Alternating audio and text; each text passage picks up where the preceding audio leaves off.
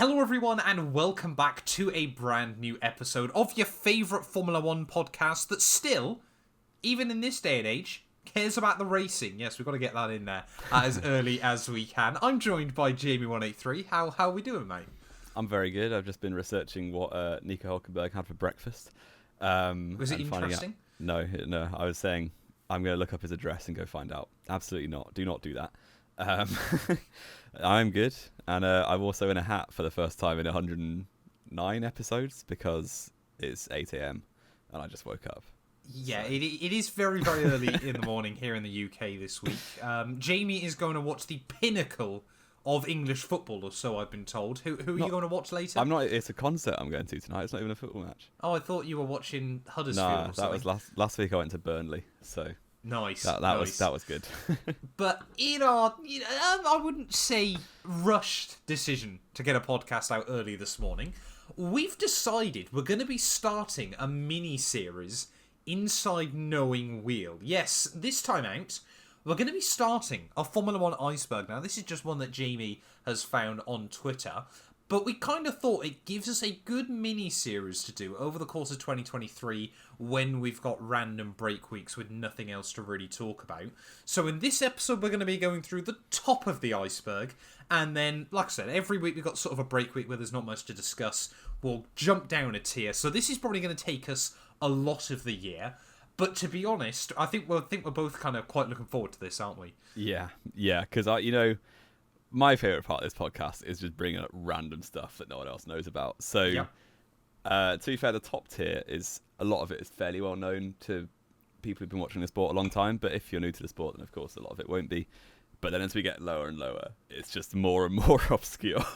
There is going to be some stuff we're going to have to research for this, isn't there? So that's going to be very, very good fun. But of course, if you do want to enjoy it, make sure you leave a like, get yourself subscribed if you're here on YouTube. Of course, if you're watching on all our various other platforms as well, it'd be greatly, greatly appreciated if you would give us a follow. And Jamie, as well, quickly, to mention other Formula 1 podcasts, and I'm sure by saying this I'm about to jinx us, did you know on Spotify we've still got a 5-star average rating? Wow. Yeah. That is amazing. So go and ruin it. Go and rate us 4-star. Yeah, go rate us 4 stars. So we're sat at like 4.8 or something like that. But let's get into this, Jamie, with the first tier. I don't think we're going to go to these in a random order. I think we're just going to work our way across, aren't we? Mm-hmm. Canada 2019. What a way to kick off. Yeah, that was fun. I think I've spoken about this a little bit before. That was kind of the start of the let them race mentality in Formula 1, which is actually quite interesting that it's the very first thing. Because for those who don't know what happened, Sebastian Vettel got pole position, won me, I think, £10 on a free bet that I had that day, which was nice. And then in the race was leading. Lewis Hamilton put a lot of pressure on him. And then turn 3 at Canada, which is a fast right-left chicane, he completely makes a mistake, gets oversteer on entry, cuts the track over the grass, and then Lewis Hamilton takes the track properly. Vettel comes back on the track and can't control his car because he's obviously just been on the grass and his tyres are full of grass and dirt, and he inadvertently pushes Hamilton into the wall. They don't crash, but Hamilton has to back off. And then Vettel gets a 5-second penalty for an unsafe rejoin, which loses in the race and gives it to Hamilton. And the most iconic shot of this is probably Vettel swap it while he parked up on his in-lap. He didn't even make it to Parc Fermé, and then swapped over the P1 and P2 boards in Parc Fermé, which was very entertaining at the time, and the tears on Twitter was something to behold. So. Well, yeah, I think still my favourite bit about this story is always the fact that Ferrari apparently still put a flag up at Maranello the Monday morning afterwards, despite the fact they didn't win the Grand Prix. Yeah.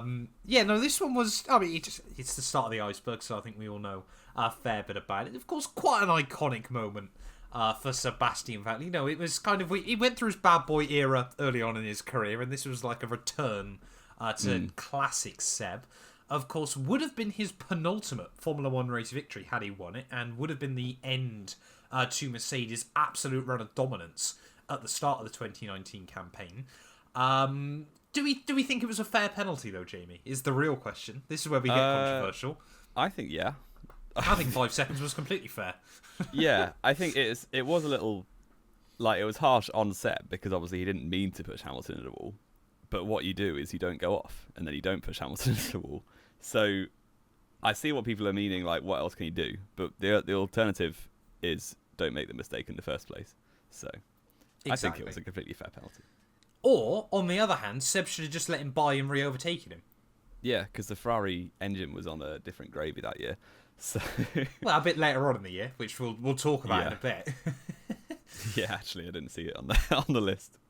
But I mean, yeah, that one was, not too controversial penalty in our eyes. Nothing more than that. But I think it was just the fact, of course, then after that, Lewis, just sat behind him for the rest of the race and watched Seb rant and rant on the radio, which was quite funny.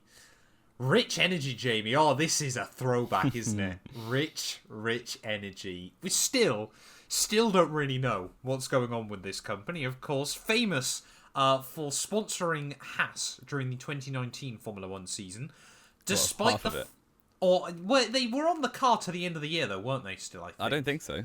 They got binned off halfway through, I think. I thought they fake announced on Twitter. Well, this was what we were going to get into. So, of course, they came in for Haas in 2019. Now, Rich Energy as a company is basically, apparently, an energy drinks brand. However, none of us really know where any of the products are sold quite reliably. So all the money that they were because I mean they were sponsoring, was it like West Ham's women's team or something like that as well at the time? Obviously, Haas's Formula One team. And no one could quite work out where the money was coming from. And of course, William Story is your CEO. He was a bit of a rare bear, I think it's safe to say. He was an absolute lunatic, especially on Twitter. And they joined the sport off the back of 2018, where Red Bull, I think, finished third in the championship. Haas would have finished fifth. And then they came in and were like, there's only one energy drink. We're better than Red Bull. We're going to beat them. Yeah. Despite the fact Mercedes is sponsored by Monster. Yeah, exactly, which I guess they didn't care about. I genuinely think to this day that William Story used to work for like Red Bull energy drinks, got fired or had some disagreement, and just spent the rest of his life having a vendetta against Red Bull. And this is like the pinnacle of that. But it basically theory. It was very bizarre because they had no money, they had no credibility, but Haas still agreed to get sponsored by them. So yeah, it was a bit bizarre, really. And eventually they did. Well, they never got any of the payments, Haas, and Rich Energy were gone by the end of the year. So that was a weird one. Yeah, very, very weird. I mean, personally, I think it was just a money laundering front.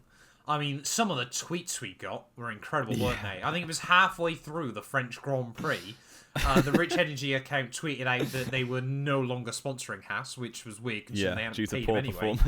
Due to poor performance. There was then tweets after that suggesting that William Story had been sacked because he was the one putting the tweets out.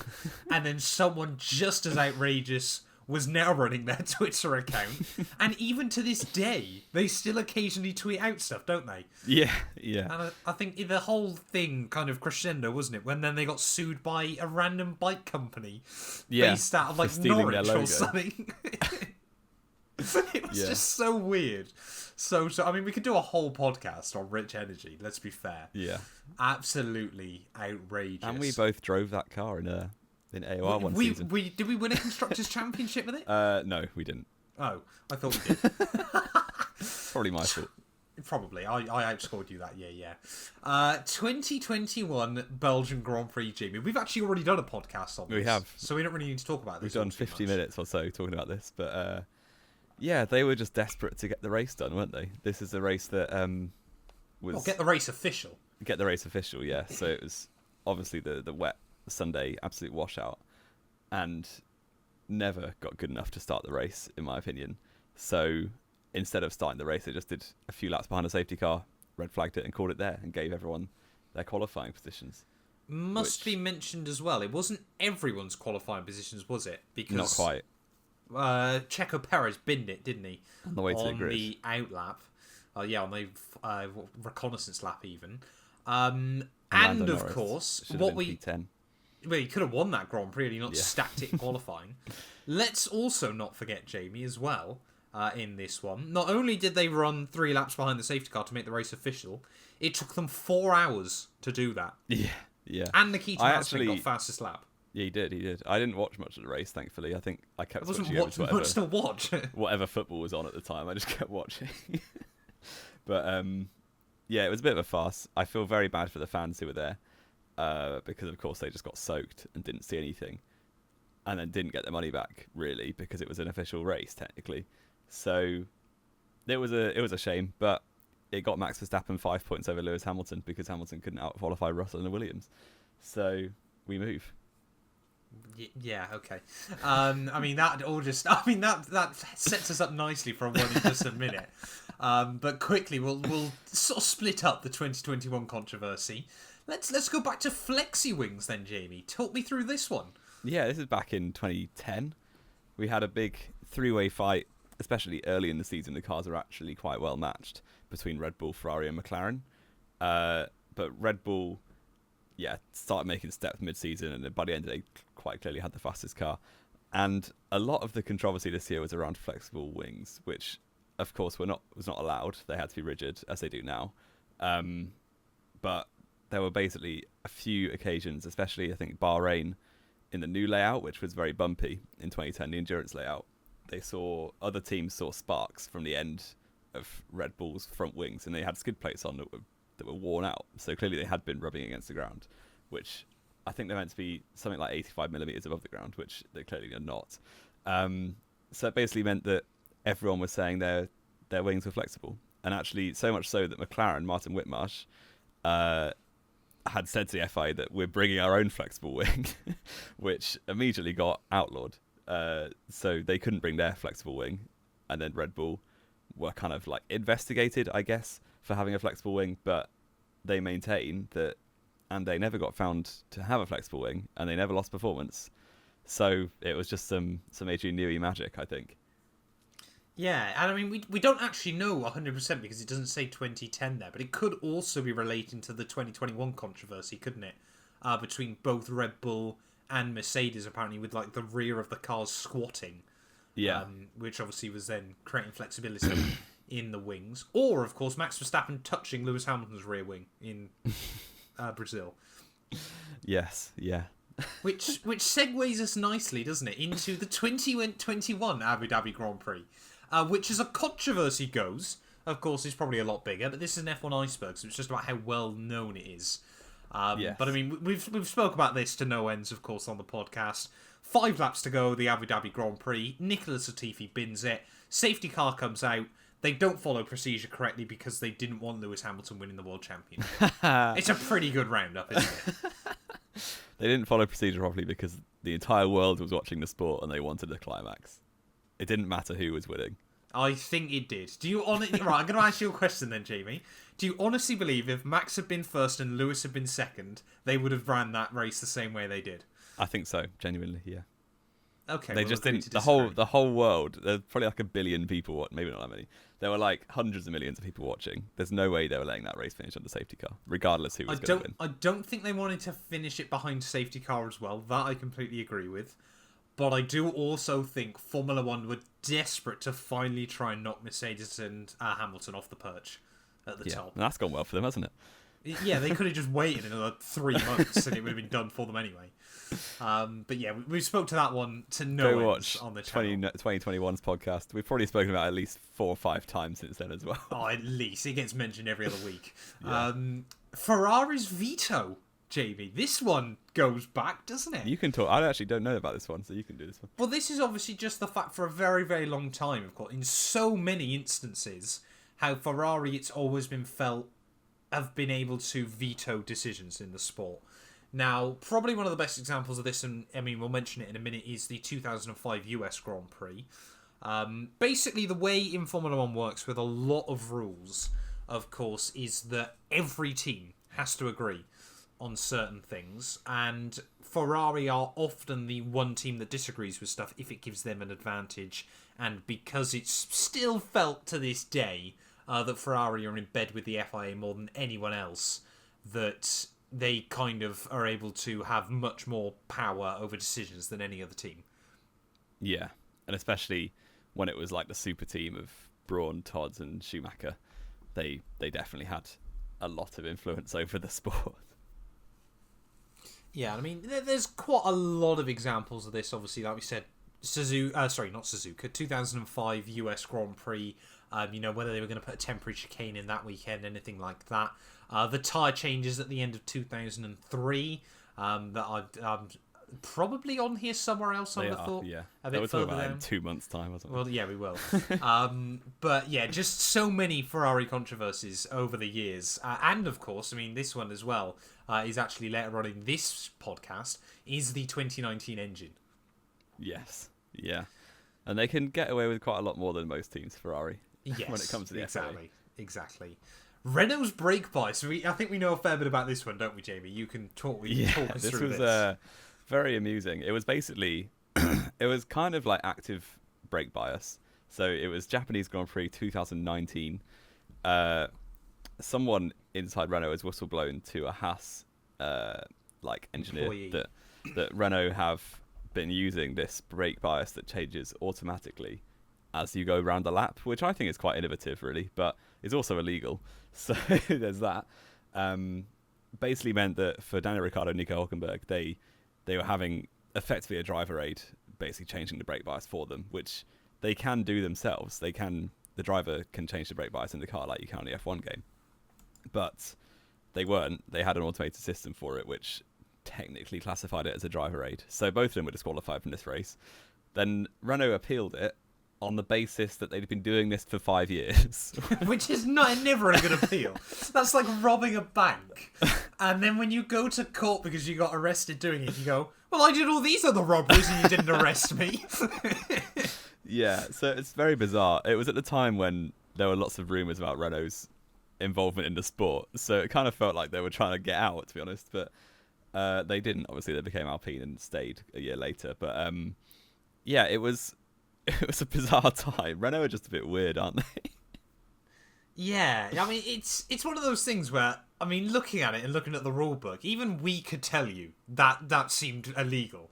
Because, of course, all these sort of because, I mean, effectively it is an electronic aid. It's not like traction control or ABS, that sort of thing.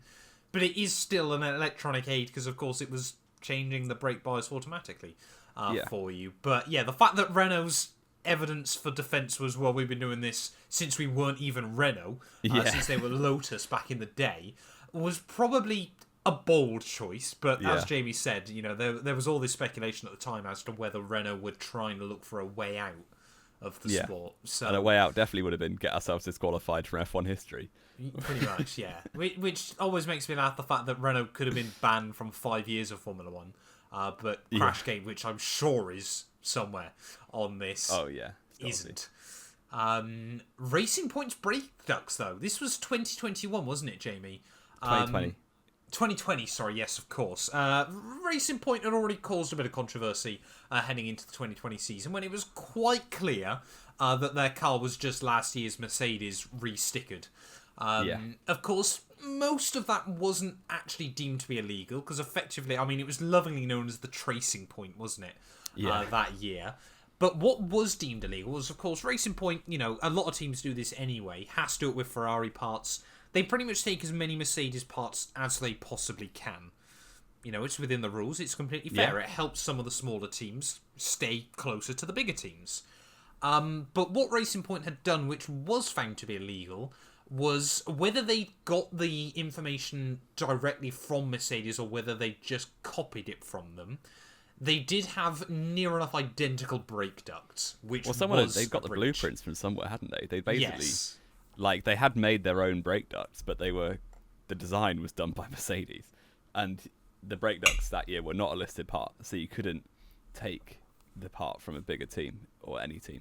So that was the only actual illegal part. And obviously the other midfield teams, the Renaults, the McLarens at the time, were not happy because Racing Point had taken this massive jump, probably had the third fastest car based on being a Mercedes. Like, based on copying the Mercedes, and they were looking for any reason to penalise them. And this is what they found. And it actually did end up costing them a lot. Because not only was it, $5 million fine, but also it was also a 15-point deduction in the constructors, which did end up costing them P3 to McLaren. So that's probably at least 5 or 10 million in prize money difference. So Easily, yeah. it did end up costing them to copy these brake ducts. But then who knows, if they hadn't had the brake ducts, maybe they finished fourth anyway. This was the other thing, wasn't it, as well? Of course, the fact that they were found to have these brake ducts illegally, weren't then told to change them. They were allowed to keep them for the rest of the year anyway. Oh, you've done it now. Yeah, Again, might as well keep on cheating. It's like going back to my robbing a bank analogy. That's like getting convicted for it and going, oh, you can keep the money though, that's fine. Yeah. It is bizarre how this sport runs sometimes. Adelaide 1994. Weirdly enough, we've actually discussed this one before, haven't we? We have. Schumacher documentary, wasn't it? Yes. So, for those of you that don't know, final race in 1994. It's a season now I strongly believe Williams should have absolutely dominated, and Senna would have. Senna definitely would have won. Had he not obviously been killed in Imola. But we did have a championship decider going into the final race. Damon Hill versus Michael Schumacher heading into Adelaide. Now, Schumacher dominating this Grand Prix in his Benetton. Still now, we kind of wonder whether they had traction control or not. I think that's probably, again, you on that. this tier list. Well, I mean, there's more and more stories about this, isn't there, more recently? But Schumacher hit the wall, and then a couple of corners later, Damon Hill comes around, tries to overtake him. Now, at this point, Schumacher's out of the race, effectively. Yeah. He's broken the steering arm. It's done. It's over. Damon Hill lunges it to the inside of Schumacher. They come together, and Damon Hill is then also taken out of the Grand Prix. Yeah. And obviously it's one of two incidents in Schumacher's career. The actual other incident is also on this top I think tier two list. incidents is a bit low. Well, two of the key ones, definitely. But, of like, people call it a deliberate crash. You could say he knew what he was doing. I'm a Schumacher fan, so I'm not going to say that. But I do think, obviously, before the Schumacher documentary, I had never seen the onboard of Hill, because I don't think it was actually anywhere. But having seen Hill's onboard from Williams, it's a bit of a nothing, like, it's a stupid move from Hill. Yeah. Genuinely. Because, like, it's not a braking zone, that corner. It's maybe 30 metres long. It's such a short, it's a low entry speed, and it's not really a braking zone. So just to lunge it up the inside when you know that you're going to overtake him anyway, because he's hit the wall. He's basically got a damaged car at the very least. He's probably going to have to retire with it. I don't think he knew that Schumacher had hit the wall. No, be fair. potentially I think not. he was too far back. But it was slight. It was very much like hot-headedness in the moment to just send it on him. And then Schumacher obviously takes the line normally, maybe not knowing that Hill's there. Maybe he did. I'm not going to comment. And ends up with both of them being out of the race. And Schumacher was leading the championship before that race, so ended up winning the championship, his first one. So yeah, certainly an interesting way to win a world title. But I mean, there's arguments either way, isn't there? Should Schumacher have pulled off the circuit there, or was he trying to make it back to the pit lane? Or whether, I mean, if you're Damon Hill, hindsight is a beautiful, beautiful thing. Don't get us wrong. But why did he lunge it into that corner still? And I'm saying that not even from a huge Michael Schumacher fan or anything like that, which I think is blasphemy on F1 Twitter nowadays. Yeah, you can't be saying that. Yeah. Daz, Jamie. Daz. What a year this was.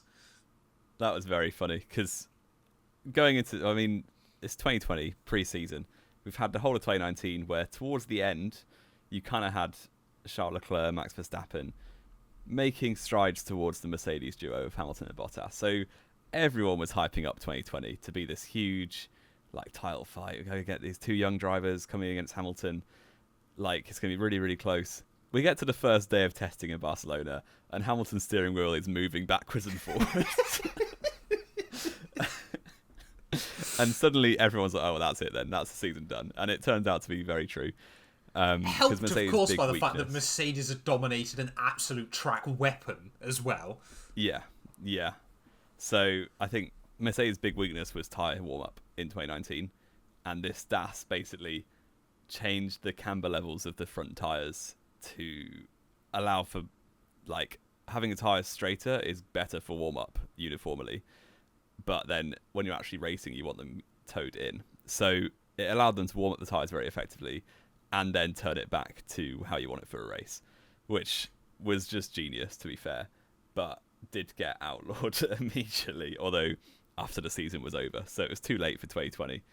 But yeah, it was just funny seeing the absolute mess on Twitter that morning.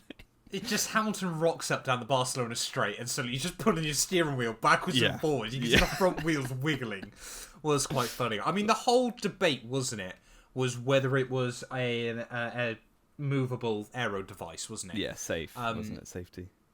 Which, of course, it wasn't deemed to be. And I think the thing that a lot of people forgot about this as well, wasn't it, was the fact that they had developed it always in compliance with the FIA. They had basically talked to the FIA about this right from the get-go. And obviously it asked, would this be illegal? The FIA went, no, but we will be making it illegal in 2021. So they did. It was never really out for debate, like in the FIA's eyes anyway.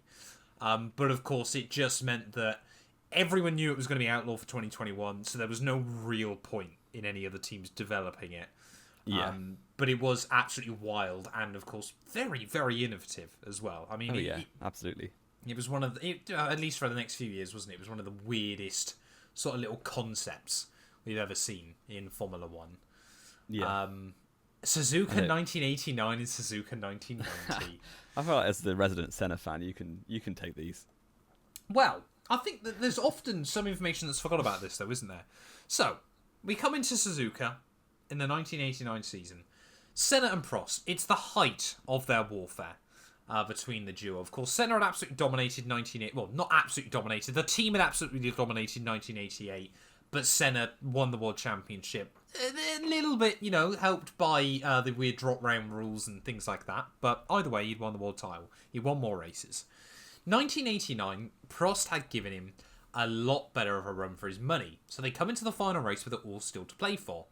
Now, Senna, and I think this is often a bit that I'm amazed is not talked about more, Senna had out-qualified Prost by 1.7 seconds at Suzuka, which is mental. Was that in the dry or the wet?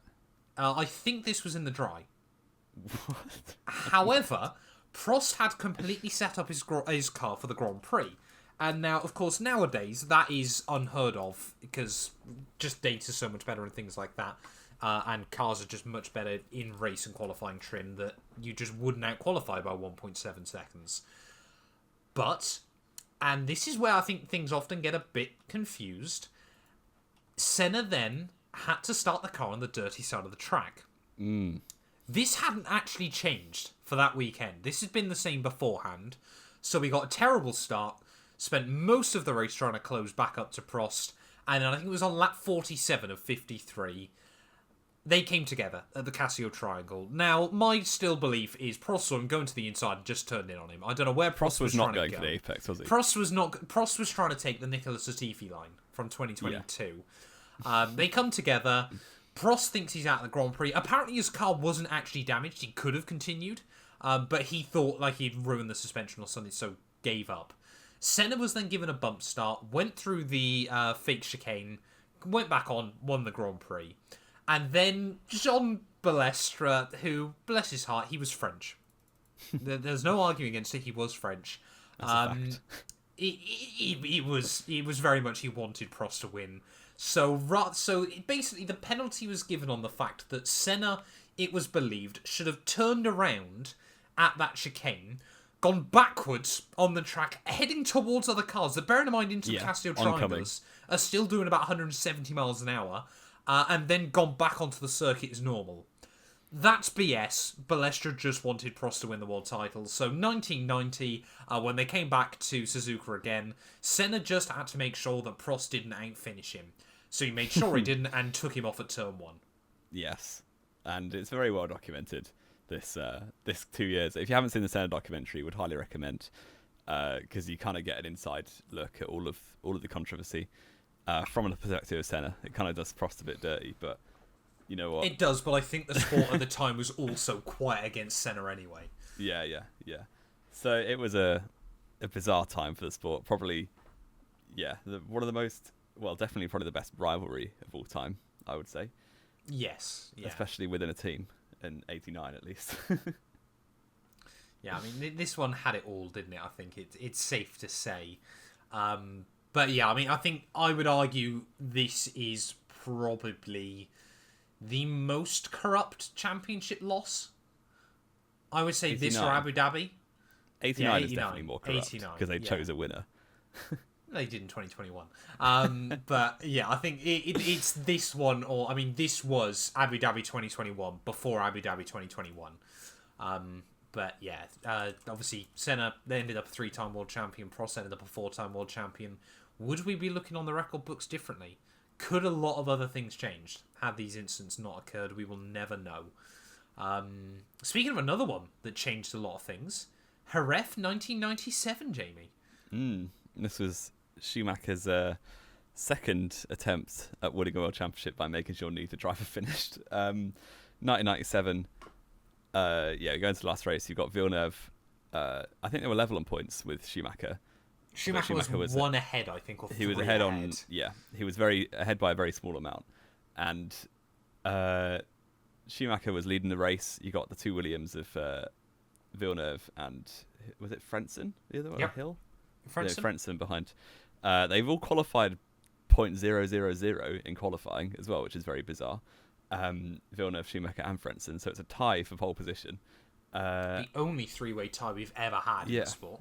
Yeah. How legitimate it was is still up for debate. Yeah, they just shaved a few milliseconds off of Schumacher's to give him pole, but Villeneuve got pole. Oh, did he? Whoops. Yeah. But Schumacher's leading the race down into one of the corners. I don't know Jerez well enough to know which corner it was. I'm going to be honest. Schumacher sees Villeneuve dive to the inside, and Schumacher knows that if Villeneuve gets past, that's going to be that for the championship. So just turns in to the wrong side of him. You hit the wrong part of him, my friend. And yes, actually it ends up with Schumacher being out of the race. Villeneuve is able to carry on because Schumacher just rammed his tyre into Villeneuve's very solid side pod. So Schumacher's out. Villeneuve goes on to finish third, actually. But I watched, there was a driver's eye on F1. I don't know if you remember this. Years ago, wasn't it? Where Villeneuve was talking his way through this race, and he basically said, I knew I'd won the title, so I just started backing off. He knew that if he finished in the top 8 or whatever it was. Well, the thing was, wasn't it? The controversy, well, not the controversy, sorry. The thing around that was the fact that Schumacher actually did do damage to Villeneuve's car. Like, he had a load of electronics that apparently were just hanging on by threads. Yeah, so he basically completely backed off. It ended up with the McLaren one too, actually, from Hakkinen from Coulthard. First Hakkinen win. It was, with Villeneuve P3 in the end. And to top it all off, they disqualified Schumacher from the championship, which didn't go well for him. Though I do believe that if this had worked, if Schumacher did manage to get both into DNF, they probably wouldn't have disqualified Schumacher. Because if he'd done exactly that, I think they would have still. That would have been they spoke the up so much about it going into the weekend, wasn't it? Yeah, I think it was they basically told the drivers not to crash. Yeah. I mean, there were other things surrounding this as well, wasn't there? You had, I can't remember, one of the Sauber drivers as well was told to block Villeneuve after Schumacher lapped him. In qualifying? Is it in, no, that was in the race. I can't remember his name now off the top of my head. But of course, he came out and admitted years later that Ferrari basically turned around and gone, you block Villeneuve for a couple of laps, otherwise you're getting sacked, which is quite good. And then, yeah, of course, you then also had the mix-up, didn't you, at the end of the Grand Prix, where I think Gerhard Berger actually also jumped Villeneuve, thought it was going to cost Villeneuve the title, so tried to let him back past, and then they almost tripped over each other, because that was that was Berger's last ever Formula 1 Grand Prix as well. Yeah, he didn't want to give Schumacher the title. He didn't want to give Schumacher the title, but Villeneuve also wanted to let him have a podium in his last ever Grand Prix. But yeah, that one, just loads of random bits and pieces, but of course it's really just remembered for you hit the wrong part of him, my friend. And then of course that shot of Michael stood on the outside wall just watching Villeneuve go around. Ferrari's 2019 engine, Jamie. This one I love just because of Ferrari fans on Twitter. Yeah, literally. And they had some voodoo going on in this engine. Quite clearly, when you got to Belgium and Charles Leclerc gets the purple sector 1 by 9/10 of a second when it's one straight and a corner. It was, there was something massively illegal going on with this engine. But it's still thought now, isn't it? It was they'd found a way to get around the fuel flow meter. Yeah, so they were basically burning more fuel than allowed. And it basically meant that Ferrari was an unbelievable qualifier. And Leclerc got the most poles that year. I think it was 7, which is quite low for the most poles, really. And then we got to USA later in the season, having just had a Ferrari, I think 5 poles in a row at that point. It must have been, And they qualified 5th and 7th because they'd clamped down on it. Well, they brought out a new... So the FIA weren't pointing fingers at anyone at this point. Again, going back to the Ferrari veto. But they had said there was going to be two fuel flow measurement readings now on the engines. One, I think, early on in the whole combustion system, and then one right towards the very end. Now, Ferrari had worked a way to get around the first one.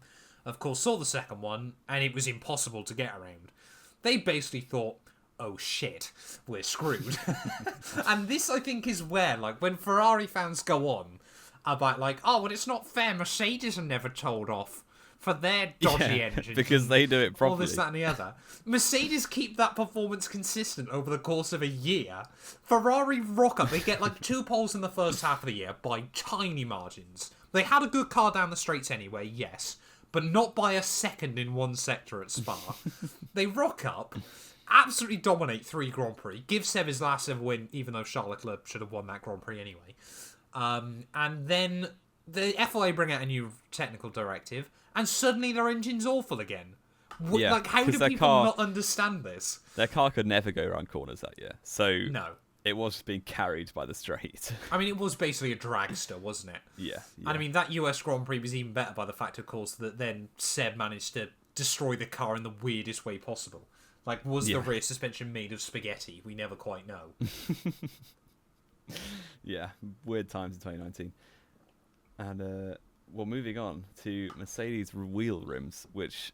I still don't know. I didn't do the research on this, so you can take it away. So this one was 2012, apparently. Now you were a bigger Mercedes fan than I was at this time, but it's still apparently believed that the Red Bull had some interesting blown axle concepts in 2011, but they were banned by the FIA by the end of the year.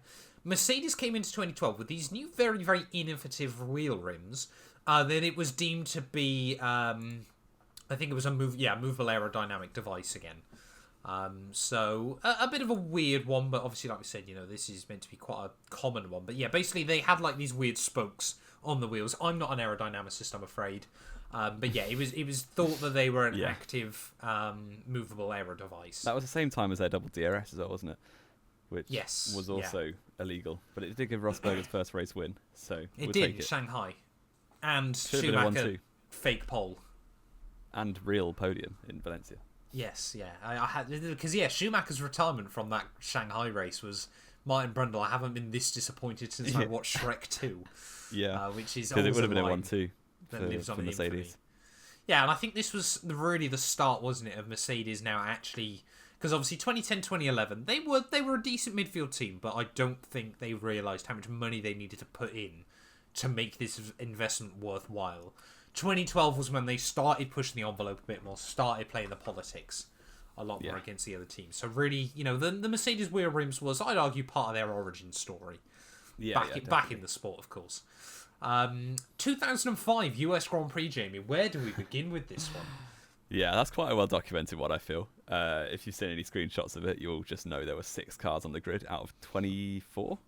20. 22? 20. Oh, 20. 20 by that point. Fair. Basically, it was peak tyre war in Formula 1. So you've got Bridgestone ran cars and Michelin ran cars. And 2005, off the back of 5 years of dominance by Ferrari, who were the major Bridgestone runners, 2005 had screwed over Bridgestone completely and allowed the Michelin teams to basically take a massive step forward. So you had Renault, McLaren, even Toyota. I think Trulli was on pole, wasn't he? Probably. Oh, that was for a Renault, though, wasn't it? Yeah. But yeah, all these teams had basically usurped Ferrari, and Ferrari were having an absolute shocker that season. Winless up to this point. Yeah, winless up to now. But then in qualifying, you had Ralf Schumacher in the Williams BMW, I think, going around the banking in his Michelin shod car, had a massive tyre blowout, really ruined the car. I think he wasn't going to take part in the race anyway because he was injured. He broke. I think he broke his back. I want to say, which is quite mad.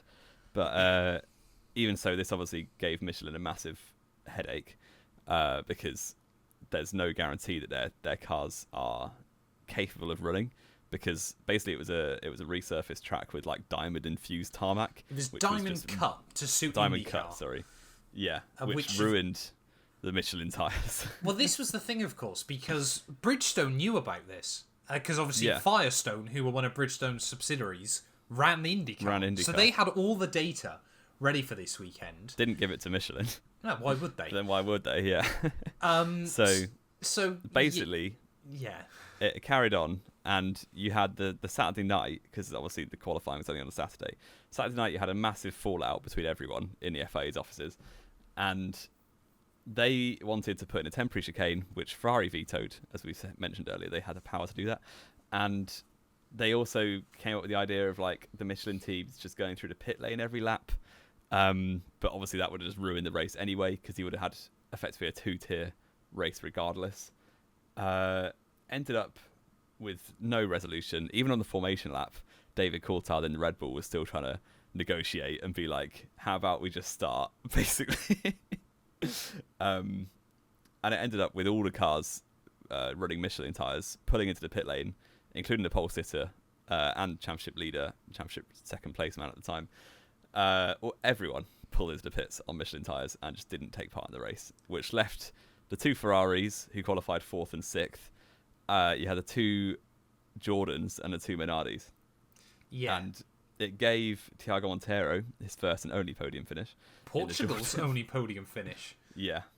And it was a right mess, really. It was just bizarre, wasn't it? I mean, Michelin basically said, our tyres can do a maximum of 10 laps before they're just going to be absolutely destroyed. Now, I think the other bit as well that Jamie failed to mention there, and we've got to give a shout out, Jamie, of course, to the greatest ever Formula One interview. Oh, yeah. Paul Stoddart. Oh, my boy. We love Paul Stoddart. I mean, this is basically a Paul Stoddart fan podcast at this point. We love Paul Stoddart. I want to get him on. That'd be so good. I mean, absolutely, we would have Paul Stoddart on the show. Please, mate. But, of course, Minardi had agreed. They weren't going to run this race. They were with the Michelin tyre runners, despite being on Bridgestones. They were like, this is going to be a farce. Eddie Jordan, of course, Minardi and Jordan were both, let's be fair at this point, pretty dog poo. They were neither had scored points this year. Yeah. So, of course, Eddie Jordan said, we're racing. He basically decided really late on, we're still going to race. Which then meant that Minardi had to race, otherwise they were going to finish behind him in the championship. Of course, Jordan had a car advantage anyway, so Minardi was screwed either way. But, of course, it basically meant that, this was effectively the nail in the coffin, wasn't it? The final nail for Minardi as a Formula One team. Yeah. This was their final screw over, effectively. Because, of course, Jordan finished 3rd and 4th, Minardi finished 5th and 6th, despite the fact that I think, was it Kartikeyan? No, Kartikeyan and one of them, I think it was Friesacker, almost crashed into each other at turn 1. Yeah. Which would have been quite bad. A 6-car race immediately became 4. But Ferrari, got their only win of the year. It was an absolute disaster, and it basically killed Formula One racing in the US until 2012, and even then it wasn't particularly great still. Yeah, until we're only now really Liberty getting Media. back. Yeah. Bizarre. But it goes back again to Ferrari's veto. They were adamant they were racing. Sensibly, they couldn't put a chicane in because then it was against FIA rules. All the Michelin teams had claimed they'd just go slowly through, and then they told they were going to get black flagged. It was just ridiculous, wasn't it? And someone just needed to put Ferrari in their place. Maybe. Or Michelin could have turned up with proper tyres.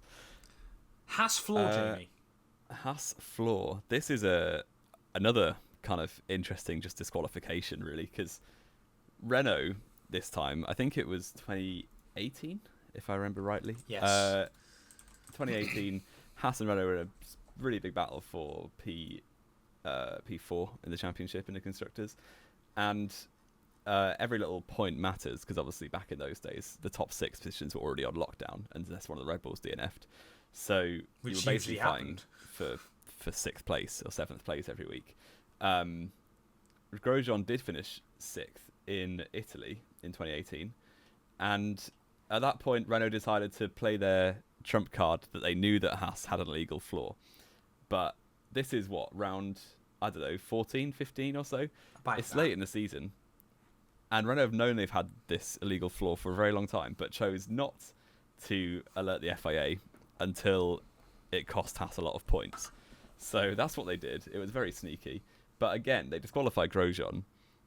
But then he'd been running this flaw for the whole season. But for some reason, it only disqualified him for this one race, and from then on had to change it. So it was a very, very minor thing, really. But yeah, cost Haas a lot of points. Ended up with Renault finishing 4th because of Nico Hülkenberg. And yeah, that was that.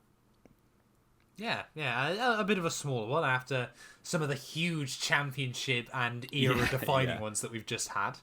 But yeah, I mean, this was, again, Renault and Haas have had quite a mud fight between them, haven't they? Over recent years. They just like to, well, I mean, it's just like a playground fight, isn't it, between some of the smaller teams. Valtteri, it's James. The iconic line that we don't hear very often. This isn't really a conspiracy, is it? This is just team orders. I don't think a lot of them are meant to be conspiracies. It's just meant to be controversies. Yeah, controversies. Well, this was a line that was peak in the sport, probably around 2018, 2019 time. I think most famously, probably the 2018 German Grand Prix, I would say. Oh yeah, the 2019 Russia as well, that was pretty bad. 2018 Russia, wasn't it? Was it? Yeah. Yeah, it would have been, yeah. No, because it was a close fight with Vettel, Yeah, when Bottas is winning the race from Hamilton, Hamilton's 40 points clear with about 6 races to go. And they still decide to take Bottas's Russian Grand Prix win away from him, which, to be fair, he has a lot of them because he was just an absolute merchant at Sochi. And the famous line, Valtteri, it's James, on the radio, to tell him that he's about to lose his position to Hamilton, or told to maintain position as it was in Germany. Basically, cost Bottas the win, but I mean, I don't really care because it's Bottas. So, yeah, sucks for him, but team orders are team orders. It's part of the game. Exactly. It's in your contract. You agree to it. I mean, I think it's still, isn't it? Of course, you mentioned Russia there. Germany, where he was obviously told to sit behind Lewis as well. And, of course, the famous one at the 2021 Dutch Grand Prix. Valtteri, it's James, can you please abort the fastest lap attempt? And he still gets fastest lap. No, but he did abort it. He just got it. Aborted it way too late on the run up to the line. Yeah, but Hamilton ended up getting it back, didn't he? Yeah, exactly. So made no difference come the end of the weekend. But yeah, whenever you hear Valtteri, it's James, it was never a good sign for poor Valtteri Bottas. We're into our final one though, Jamie. Monza qualifying 2019. This was funny. As a Hulk fan, I love this. Because it was such snakery from Nico Hülkenberg, but it was iconic. And you basically had 2019, well, Monza all the time has been all about this top end speed and slipstream and getting positioned right in qualifying. So you've got Q3. Everyone is basically playing chicken with each other, trying to not be the first person out of the track, like out on track, because then you're going to tow everyone else around. So no one wants to go first. You've got 10 drivers. Oh, sorry, you've got 9 drivers, I think, because Raikkonen crashed out, didn't he, before that in qualifying. And none of them want to go first. So you've got everyone calling each other's bluff. And then with a minute 40, given it's a minute 20 on a flying lap to do a lap of Monza, you've got everyone leaves the pits at once. And actually, Hülkenberg is the head of the train at the start of the lap. He then gets a radio message saying, remember the plan, Nico. And then goes straight on at turn 1. Having faked a lockup, goes through the escape road and then is attempting to come on somewhere in the train, so he's not leading it anymore. And then I think it was Stroll or Sainz, who was like the next behind him, just goes around the first chicane incredibly slowly and doesn't overtake him. So you've got basically Hulk is still leading, you've got Sainz next to him in the McLaren, and they're both going around Curva Grande at about 50 miles an hour. With 7 other Formula 1 cars right behind them, pretty much. Trying to, obviously, do their outlap to get onto the start of the race. And it ended up, I think Sainz was the first to blink and actually went for it. I thought Sainz was the second. I thought someone else went before Sainz. He was just the only one still in the big train that actually got a lap started. Yeah, so he was definitely the only one to get a lap in. But it was effectively Hulk's fault. But then I think anyone would have done the same thing. So... There was no penalties. It was just an absolute mess. And it ended up with Charles Leclerc getting pole, because obviously Sainz did get onto the final lap, but had no slipstream and no tyre warm-up. Yeah. I mean, I think my favourite bit about it still was obviously the fact that everyone at home can see what's happening. Of course, they're going through Curva Grande slowly.